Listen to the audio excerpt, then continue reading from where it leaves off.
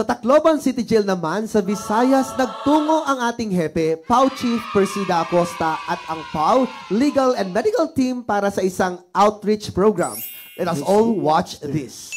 Kamakailan lamang ay dumalaw sa Tacloban City Jail male and female dormitories sa Tacloban City ang ating hepe, PAW Chief Persida Acosta. Ang buong mahalagang ng Republika ng Pilipinas, PAW Chief Persida Acosta.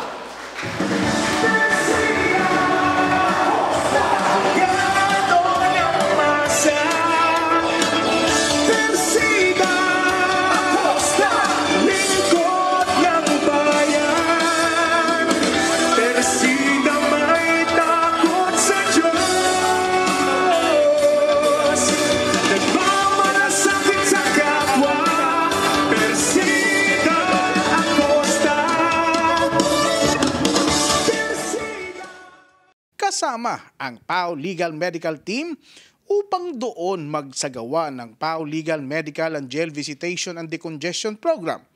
Ang nasabing pasilidad ng Bureau of Jail Management and Penology o BGMP ay may kabuang bilang na mahigit 500 persons deprived of liberty o PDLs at 11 rito ay senior citizens. Libreng tayo. Libreng doktor, libreng abogado, libreng check-up at siyempre, nandito kami para sa inyo. Alam mo, congested ang mga jails natin eh. Dito, napakarami dito sa Tacloban City, no? Kaya isa to sa pinili natin na puntahan. Kasi nga alam natin na congested dito. Marami nagkakasakit pag ganitong panahon.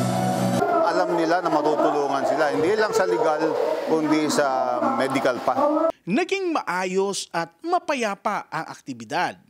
Bunga na rin ng matagumpay na kooperasyon ng PAW at ng pamunuan ng Tacloban City Jail.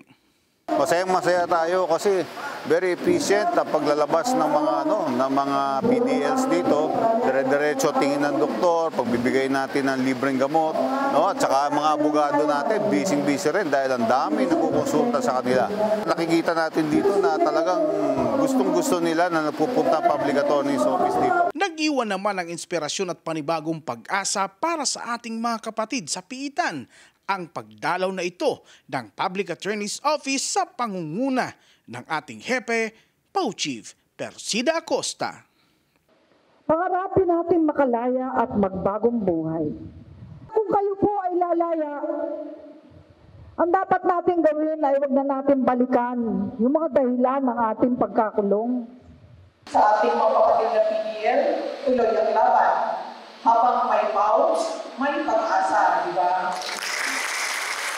Maraming salamat po. Mabuhay ang sambayanang Pilipinas.